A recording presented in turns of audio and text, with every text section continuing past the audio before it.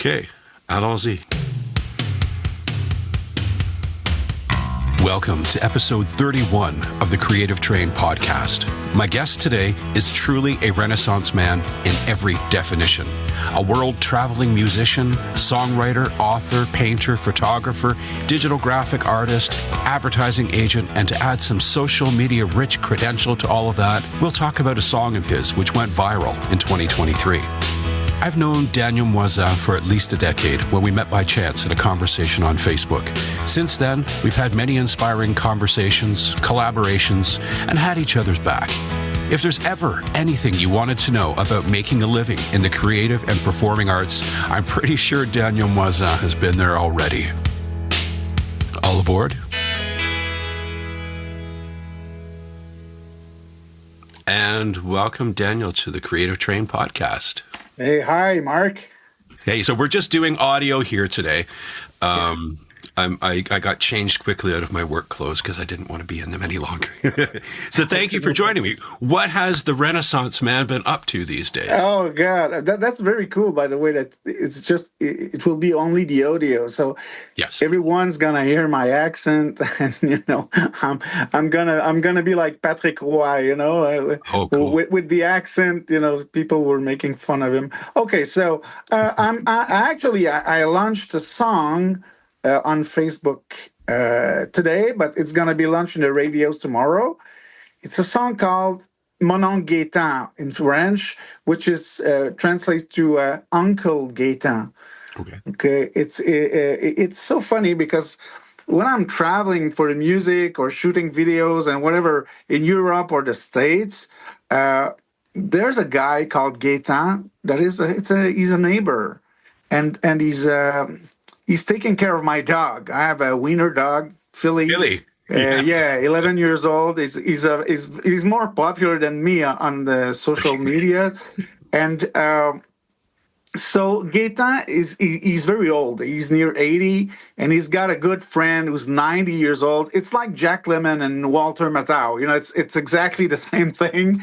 They every day that it's sunny and warm a bit, they're sitting on a balcony and they talk about everything, politics, hockey, whatever. That's great. And so it's just it inspired me a story about those guys who are like they're I don't know the term in English. Do you say widow? Even if Widow, it's a guy.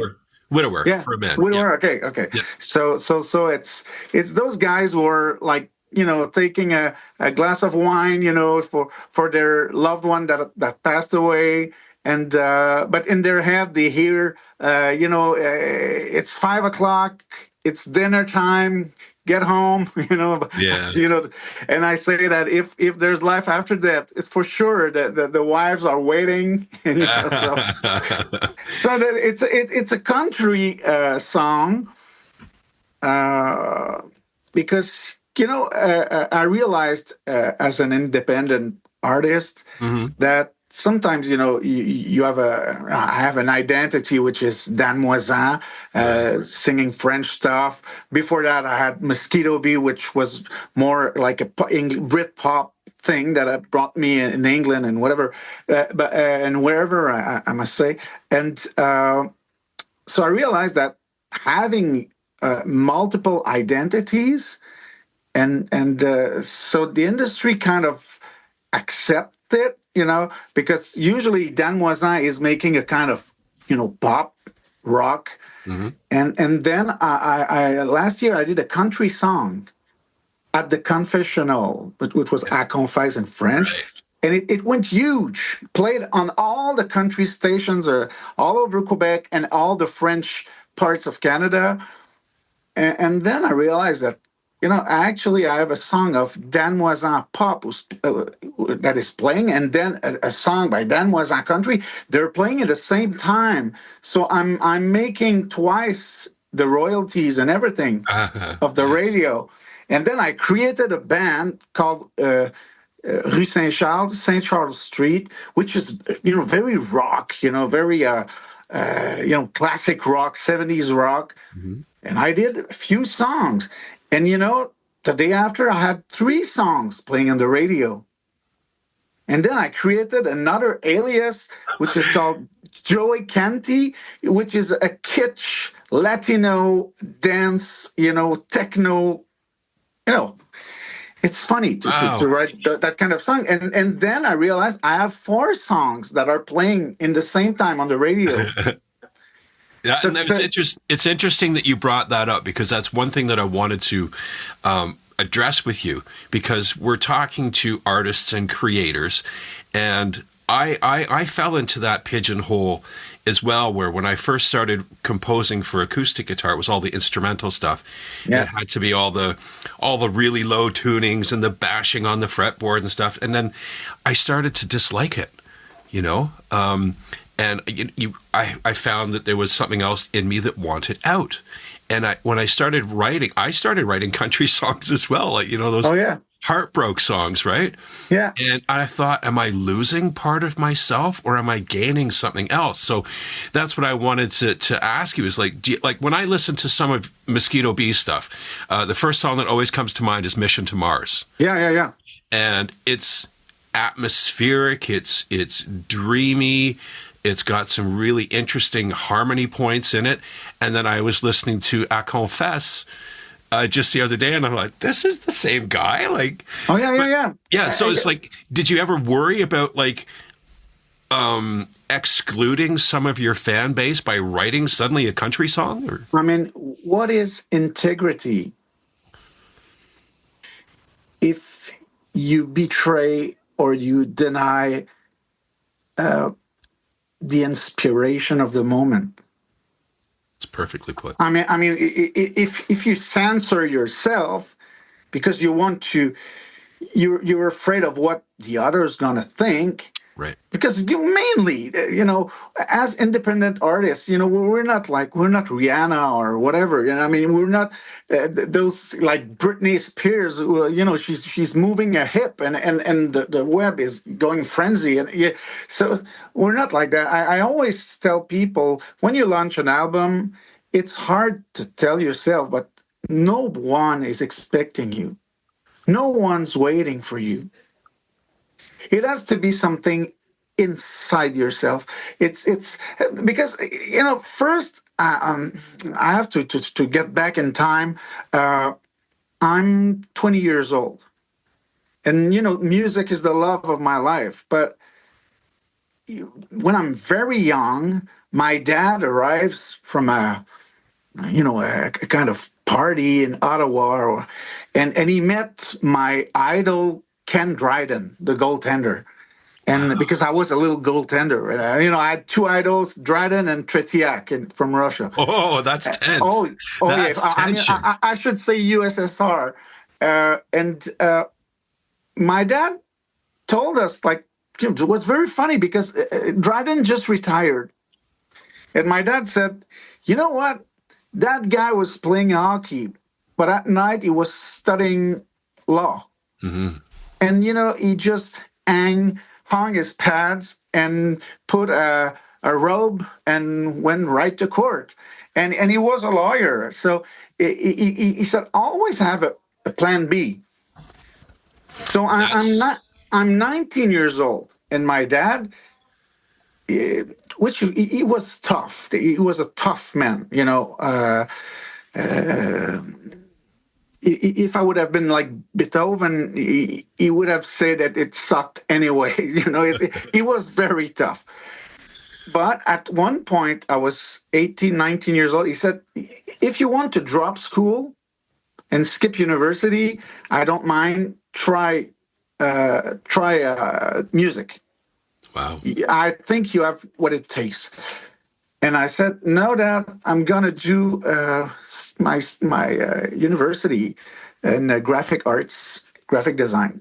And if I have to make music, it's the thing's going to arrive by itself. But, at the time, I had friends who were in a very popular band. I won't name the band, but it was a French rock band.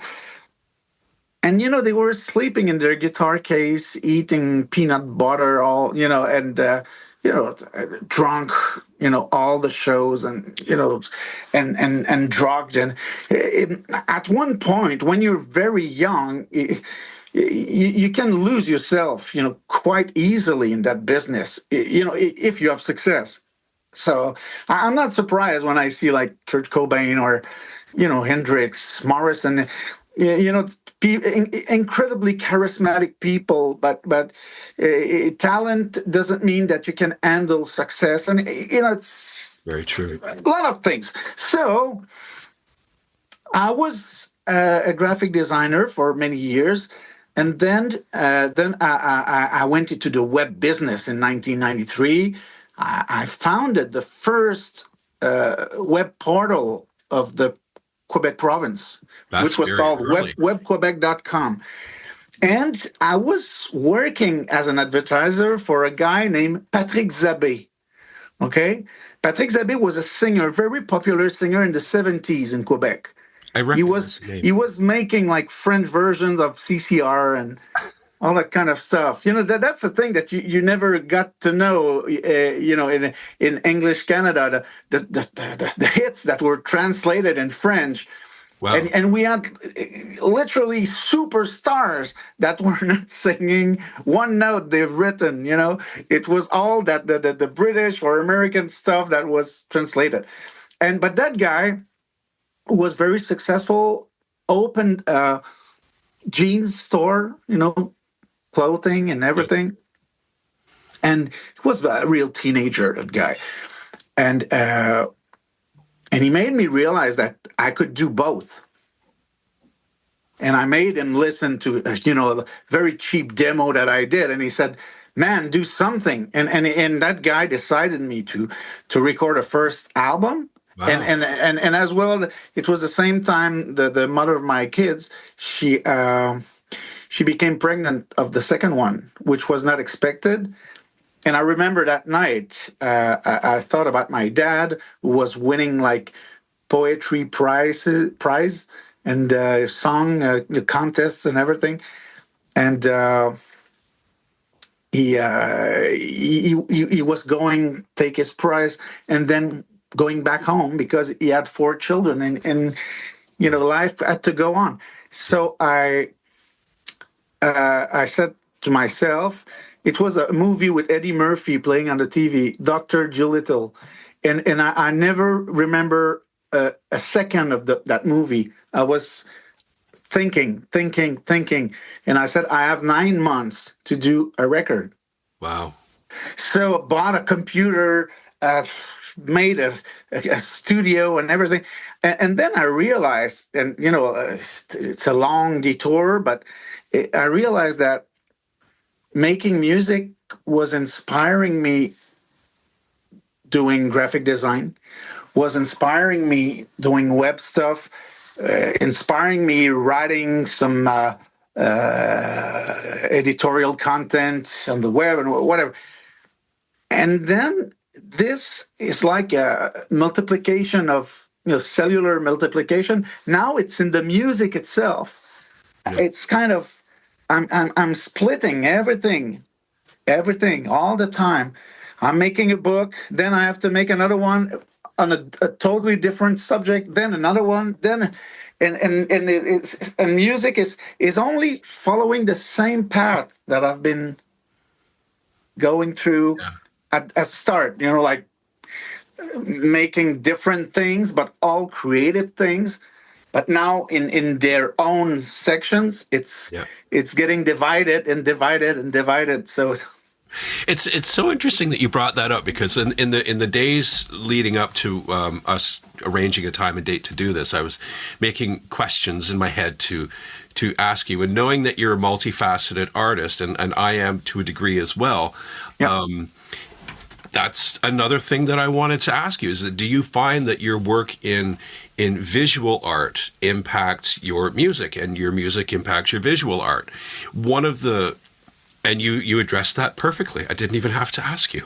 Yeah, but totally. And I did an exhibition, of 6 very political paintings, talking about the Vatican, talking about Gaza, talking about Donald Trump, environment, and women. And this is so funny because while I was painting that, I've worked nonstop for 2 weeks, from morning to night, and I did the 6 paintings, 4 feet by 3 feet, Wow. That was and 2 weeks of work? yeah, 2 weeks Wow. only doing this. All right, and you know what? I was putting on Apple Music 80s French, which was music from the from France, Okay. Yeah. and it's in the 80s. So Gainsbourg, Indochine, Telephone, many bands that you may not know about, and it's totally normal. But when I finished everything, I made a song called Sans Toi, Right. which I recorded and went to Paris to make a music It's a beautiful video video. with my wife. So no Absolutely bullshit, beautiful no video. models, no. I mean, the real thing. Yeah. And but it was totally inspired by those 2 weeks painting, but having all the same songs, because Apple Music, they're talking about artificial intelligence, but they always put the same fucking songs. Yeah. It's so I kind of learned them, by heart. Yeah.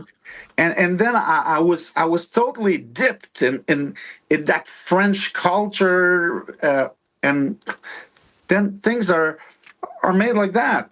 And after that, you don't need to go on another like inspirational journey, because once I made a country song, I know that I had to make another one, and now I know that I have to make another one. Though, so it's all. But when I went to the UK and France, and Manon Gaetan was taking care of my dog, it inspired a song. So it's Yeah. The you, creative mind never stops. yes, but you have to obey um, the creation. That guy Patrick Zabé, I told you, my client who was a pop star in the 70s in Quebec. I did his two last songs that he made in his life. He's now 83, and it's totally kitsch songs, kitsch, and but very well crafted Latino stuff, and it's very good. I mean, people say it, not just me. Yeah. Yeah. And but I know that 95% of my friends in music would have never done that. Yeah. It's They hard. they they feel they betray themselves. Exactly. You get caught up in an identity of it as well. Because, I mean, one of the things that I always say to music students when they want to get into songwriting is that we as songwriters get to pretend that we live in a certain world, and we Yeah, can tell a story about people who may not exist. yeah, And somebody will hear that, and they'll get goosebumps on their arms, and they'll start to cry or exactly. whatever, and one of the first, I remember I was probably, I don't know, 17 years old, and I was really starting to commit to music, right? I was like, I didn't have a social life. I didn't do anything. Yeah. I played in bars, and I played my bass and my guitar in my mom's Okay. basement, right? And I remember thinking, it's like, what's the best thing that I could want to do as a songwriter? And I thought, one of these days I want to make somebody cry. Oh, And because, I mean, that's I don't know what made me think that at 17 or whatever. And there was one night I had this very small solo gig, just me and my guitar. And I had written this country song. It was the first country style piece that I wrote. And this lady came up from her table at the restaurant, and she hugged me, and she was crying. And that's great. she said, I don't know how you knew what I was thinking. And I said, well, actually, I wrote this song a few months ago. It's not new, right? Yeah, But exactly. it was like, that moment where you can have an idea, and it's just like, no matter how far away it is from what you think you should be doing, you have to take that moment and capture it and express it. And even But if I don't, that, sorry, Ed, being heartbroken it's is powerful. universal. It's the same feeling. For everyone, Mhm. of course, it's not the same feeling if you leave instead Yeah. of being left. But it's and it's the purpose of making art. Art is a reaction, to Hmm. something.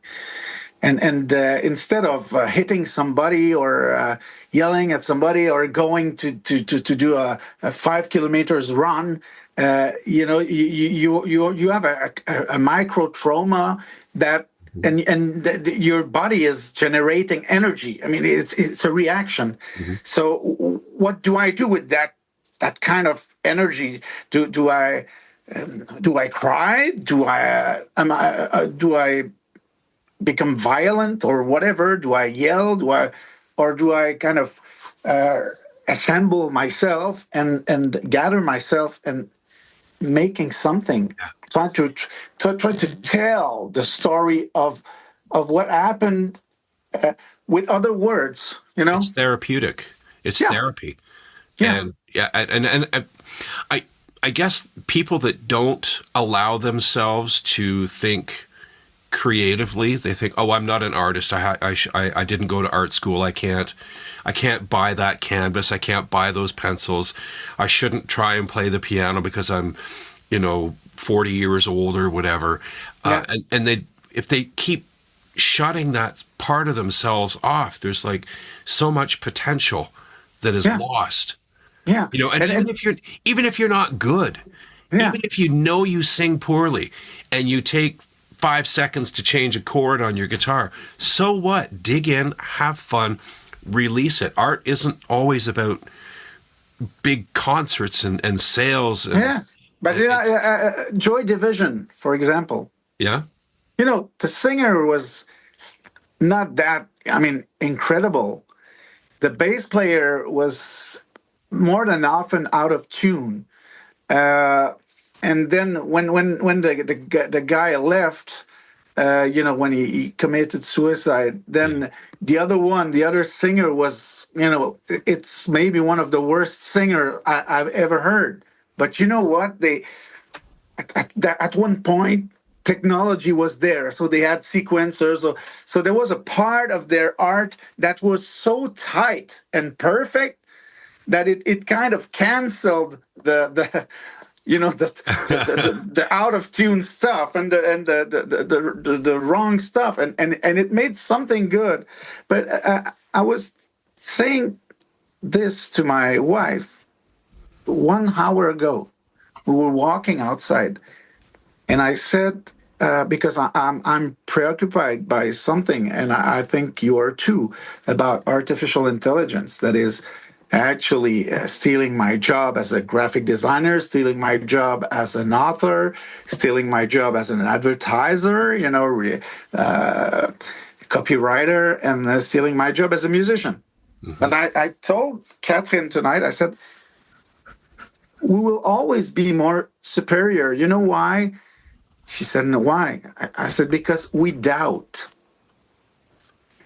We doubt. AI doesn't." And doubt gives rise to what?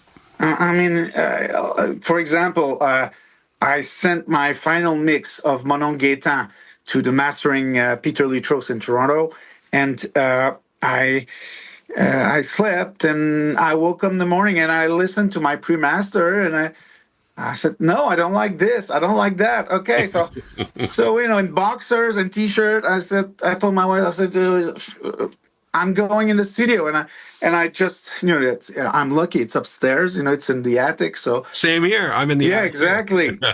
And the funny thing is that my studio is called the Trench, Right. which is it's underground, Underground. but Right. it's the symbolic of trying to make a living it's kind of warfare, trying to Yeah. have exposure in music. So that's why it's called a trench. But doubt made the song better. Yeah. Because you had to go And back and see if you were right about something that you thought might be not right.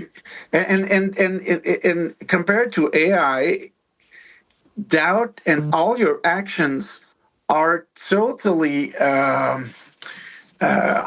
in relation with, how can I say that? Your whole self, your whole entity that you are. I mean, it's like you're playing. It's a kind of a 7 game in a hockey series. Yeah. You have the feeling that it's now or never. Yep. So it's the emergency, the doubt, all the references that you make. AI cannot feel. That's right. So, And that's the part of AI when it first started becoming popular, like last year, I guess, yeah, that worried me. And I could see it coming. But what I was seeing is people would, they'd post an AI generated photograph or yeah, photograph image yeah, of somebody doing something.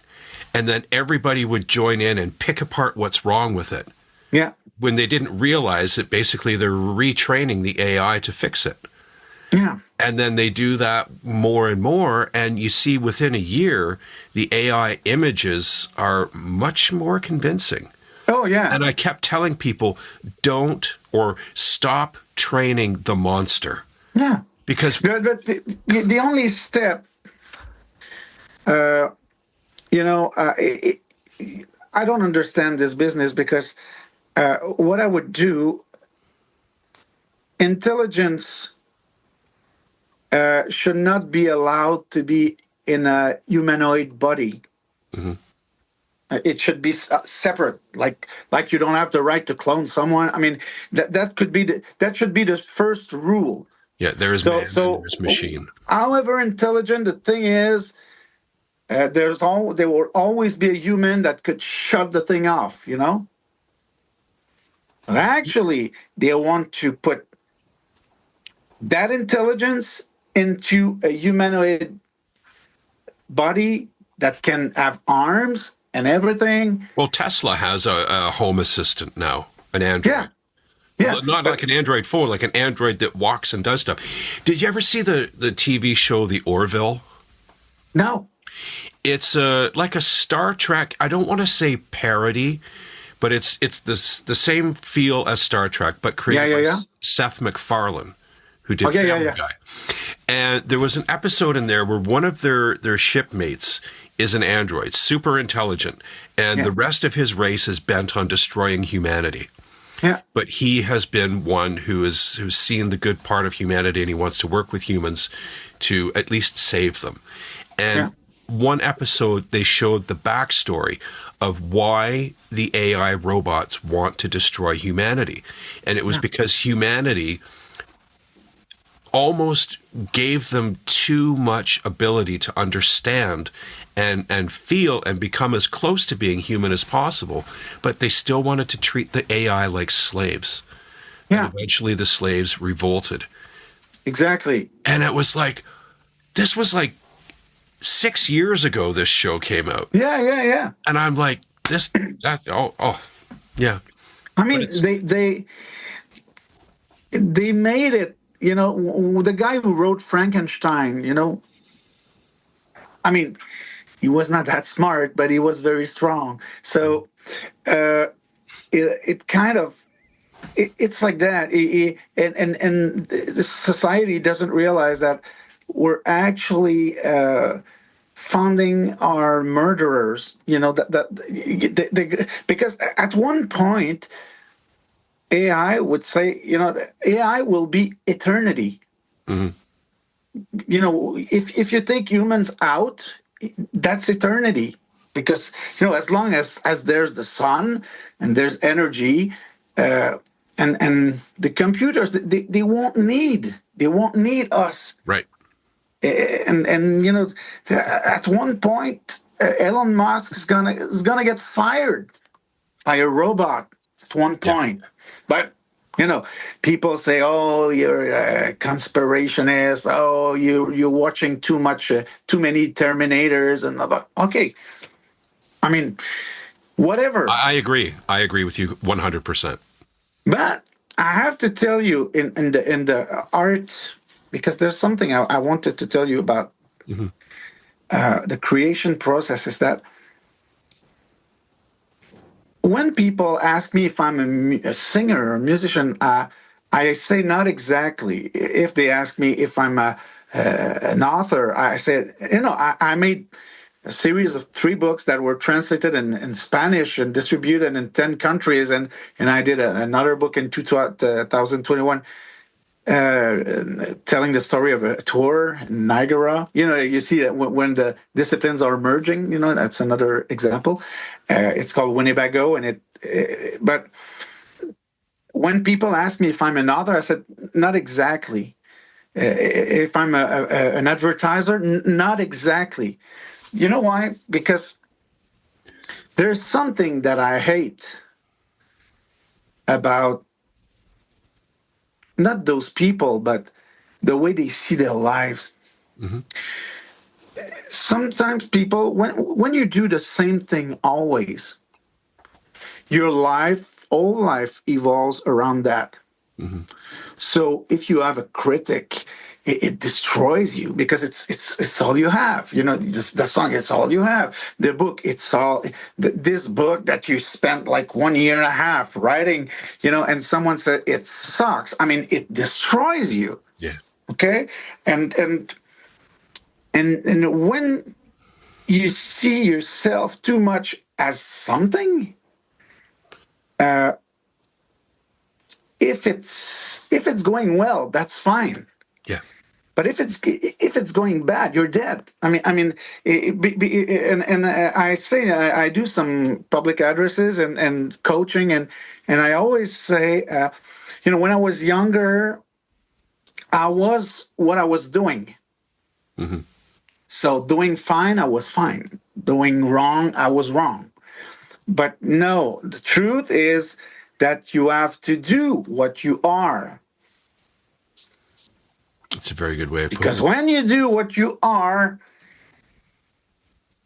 it's a whole new creativity spectrum that you open. Because when you think a lot about success or making a living, and you're getting crazy about those things, your creation, you create under pressure. You create for others. You're afraid to disappoint, and then you don't want to change your style because you're like someone at the casino who just spent like $50 in the slot machine. You don't want to go The because next one's mine. Yeah. at what point the machine's gonna turn my way. It's gonna go my way. But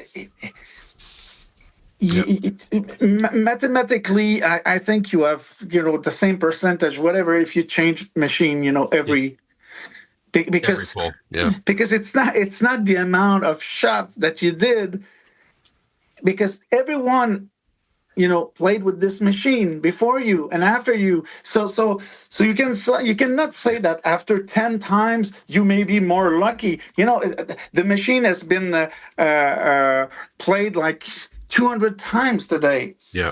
So it's and then you became insecure, and then you became integrity is slowly metamorphosing into integrism. And then you begin to make subdivisions, like Roche says, and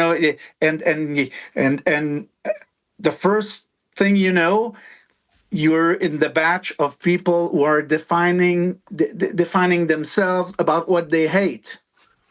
That's dangerous. I mean, just with the election that we had going on, it's like, Yeah. It's like people weren't necessarily speaking up about who they supported. They were speaking up about who they hated. Yeah, You know, but exactly.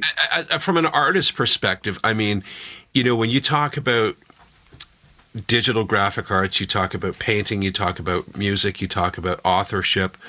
What else do you dance? Yeah, Do you dance? if I dance, I'm not very good at that. No, me neither. But when you do that, it takes a great amount of confidence, Yeah, and a willingness to fail. yeah, And it's like, if we were to go back to young Danielle's life when you're talking yeah. about doing your first album in 9 months,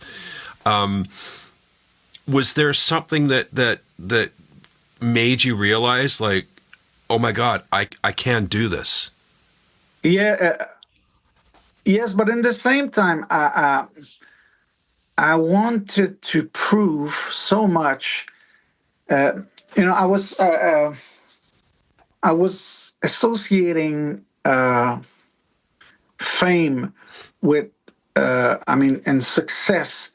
I was confusing that with just succeed to Right. do something. You know, there's success, but you succeed.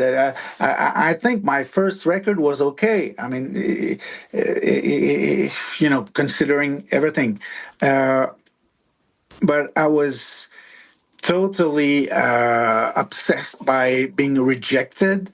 Uh, you know, family never take your stuff and make it listen to your family. Worst thing ever. Yep. There's because there's a whole story. There's some jealousy. There, in the same time, your brothers and sisters, they're not ready to be identified to you. You know, if you're Yeah. millionaire, that's okay, but you Yeah. know, Yeah. Yeah.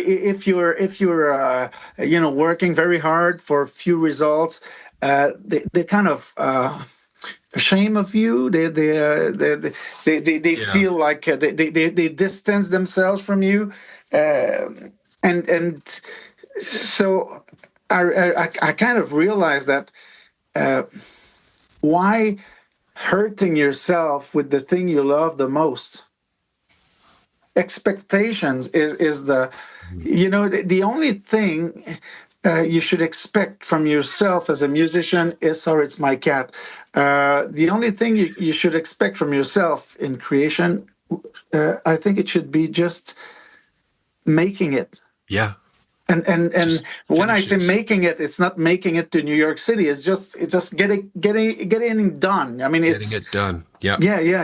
Yeah. And then the less pressure you have, the more ease you'll have to create. Hmm. The wider your horizons gonna open, and then you will be willing to try something. Hmm. Something new, a new guitar, a new effect, a new way of writing, a Yeah. new way of seeing things, and I think it's the only way to. I was in Mexico, 2018. I was participating to a book fair there, and I had to do a public address in a college, the equivalent of college, and some people, I gave two advices, important advices. There was a student said, I left everything to live my passion. And I what's the said, passion? I said, are you serious? He said, yes. I said, that's wrong. And he said, why? I said, because if you leave everything, you know, the first 3 weeks, it's going to be wonderful. Hmm. But when you will struggle to pay the grocery, and Yeah. then you're gonna get stalled in creation, because and then the bad doubt is gonna install in your life, and then you may give up everything. Yeah. And I said always have a plan B. And what was the second one? Second advice I gave. It will get back Yeah. to me later. Yeah. But you know, it's But the plan B thing is important. I mean, Yeah. I was asking. I had a young student the other day, piano student. We were working on a very simplified piece of Mozart's music, Yeah.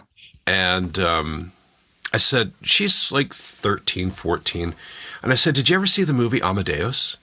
And she goes, "No, what's that?" And I said, "Well, Wolfgang Amadeus Mozart. It's a movie about Mozart and his life, basically, right through to the end." And I said, no matter how brilliant this man was, nobody in the established means of composing and who you composed for and what you composed would accept him.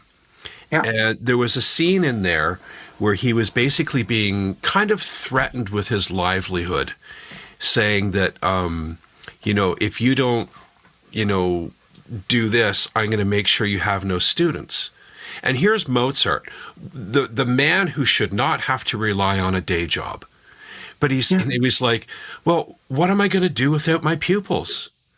And it's like, Exactly. and you see the same thing. Here he is composing music from 4 years old that rivals any people, 30 years older than him.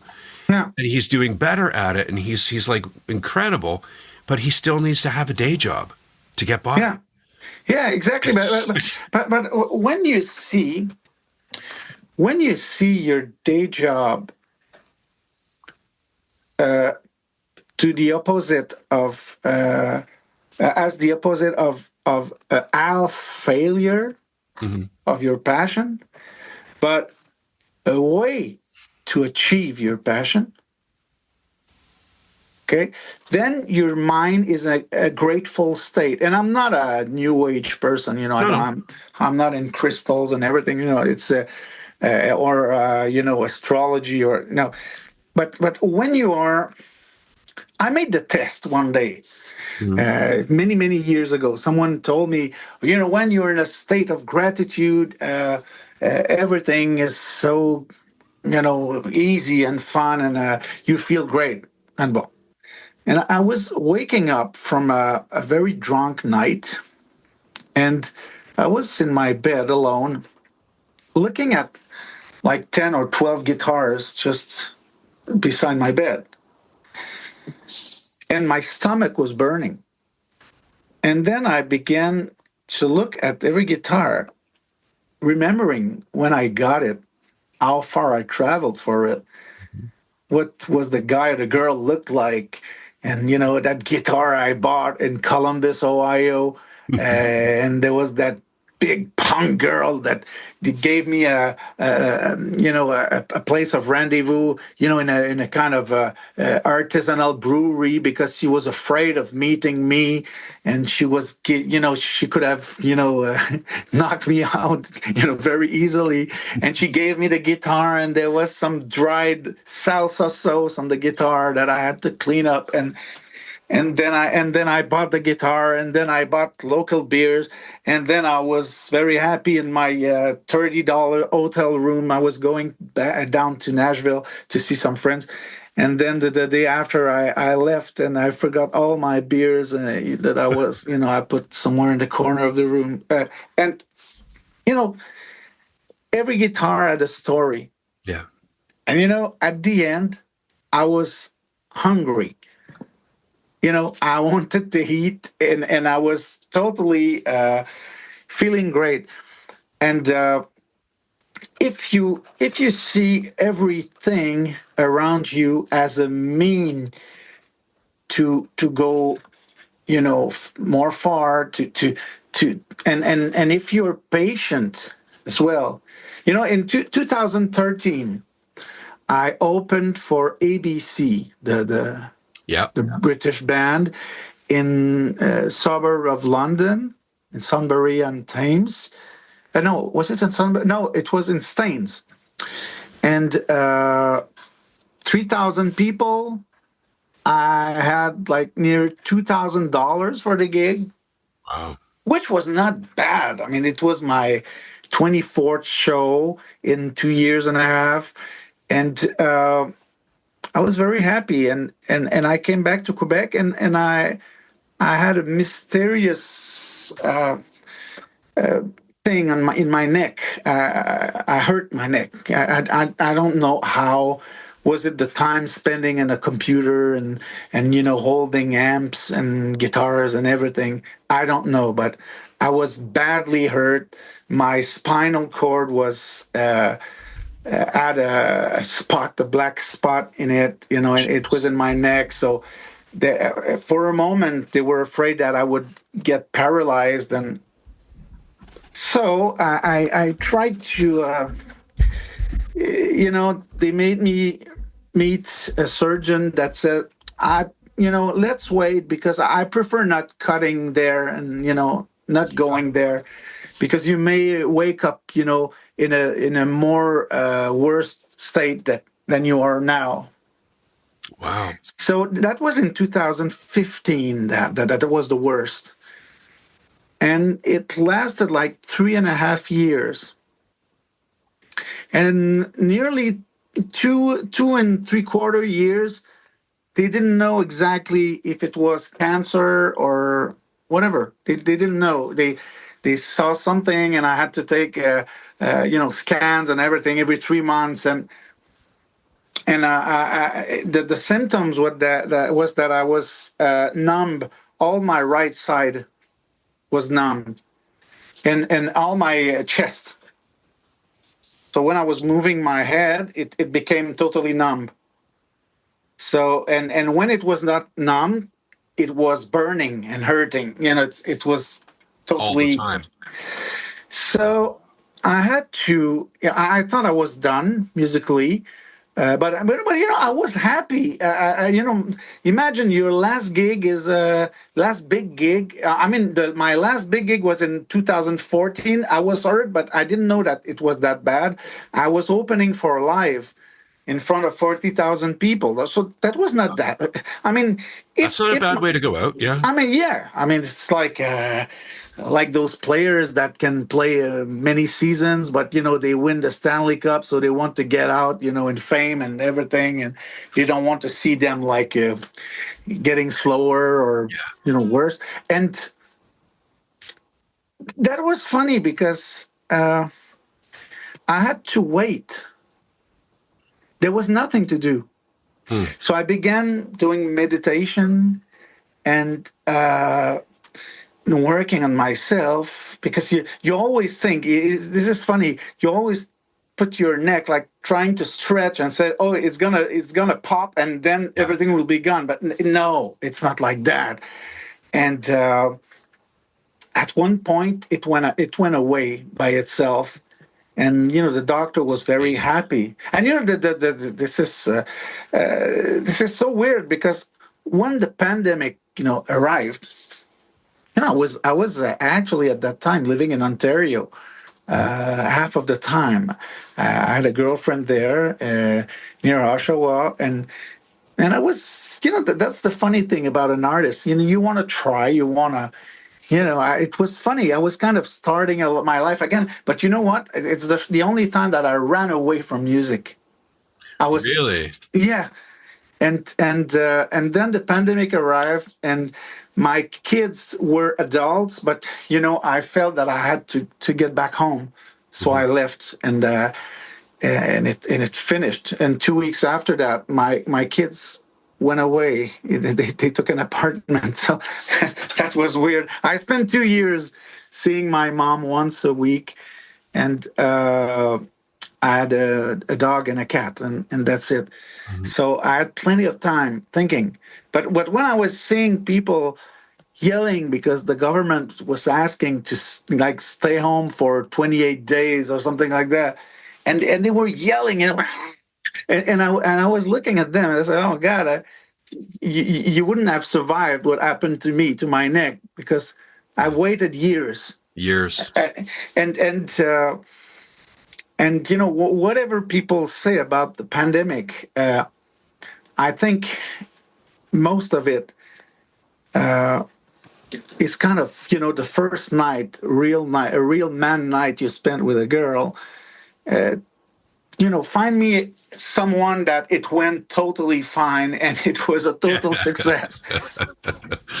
Okay. Yes. So it was the first time humanity faced that. In the same time, governments were not, they didn't care about our well-being. They just cared about getting the system afloat. Because if there were too many cases, everything would have collapsed, and Yeah. so. But when you live that kind of thing, but what I had in my neck and the kind of life that I had, you walk on the street, and there's a curfew, so no more cars. That's weird. We I didn't mean, I have mean, that you, here.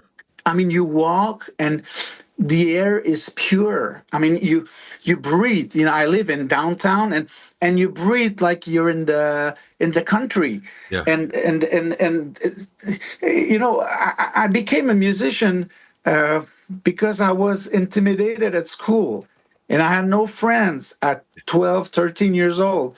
So I was asking the director if he could open the piano rooms Mhm. so I could play during at noon instead of like walking alone. And I became a musician. That's So great. I mean, what should I curse that period of my life? No, Because it made me discover the love of my life. absolutely. And it gave you the openness to do all of the things you're doing now. Yeah, Like exactly. the pandemic it had a very potent silver lining for me Yeah, because it gave me the time to, I had a backlog of like 15, 20 pieces of music that just existed on paper and on small recordings on my phone. And I was able to spend 5, 6 hours a day up here in my studio recording it. And in 5 months, I recorded, produced, mixed, mastered, and released the album. yeah. That I have. I have a copy of it.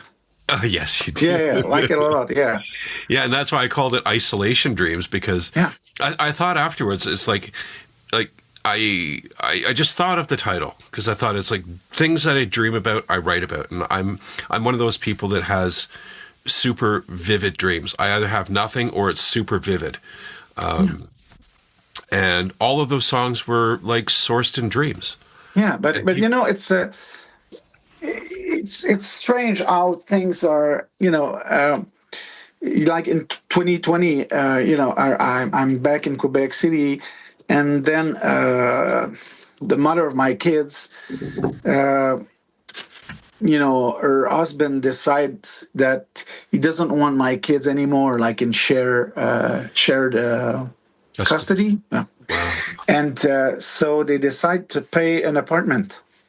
jeez, But the mother says, if you want your apartment, you don't have the right to tell your dad until it's signed.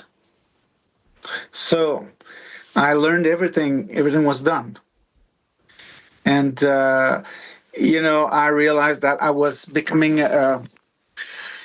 not a victim, but a consequence of parental alienation. yeah, For many years, the guy was telling my kids that artists weren't good.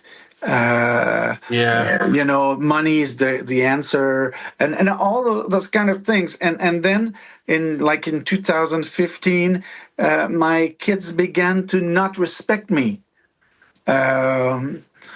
Because they felt like the value of someone was corresponding to what you have in your bank account, yeah, and I was, and then the peak of it was in 2020, and I barely seen them since 5 years, and that was tough, but. Then I went in my studio, and the last stuff I made was in English, and then I had a friend who had a big heartbreak with someone. She was heartbroken totally, and I was in single, and that girl that I've been dating was yelling at me because I couldn't like commit myself to anything, and but that shit. Yeah. And it was like 30 degrees in my house, and I was sleeping on the floor of my studio because it's the only place that had air conditioning. And at Whoa. 4 a.m., I just got up and I said, I think I hit the bottom. And I just said that to my dog and my cat. And and then I wrote a song which is called J'attends. I'm waiting. Okay. Okay. And it's about that girl, that friend that was heartbroken. It's about my kids that I have no news. It's about and then that song, it was in French, and it made me go. And since that, the song that I'm launching tomorrow is the 17th, no, 17th. Sorry, 17th since the end of 2020. Wow. Dan Moisan song that is playing on the radio. That song that I launched called Emma actually is spinning on Sirius XM. Uh, I have many songs that go there, and for the first time, since 2 3 years, it helps me to pay my house. That's, it's like for people to hear that, like, I mean, they've heard, your struggles. They've heard some funny things. And then to know that you as an artist are using every tool that you have available, and now you've risen above that, and you're actually supporting yourself and your family with it. Yeah. Like, I am super proud of you, man. Yeah, thank you. But you know what? Life is a big pile of mud. Okay, the only thing you have is yourself right now. Mm-hmm. But the only way you can get out of that mud is to find the rocks that are under.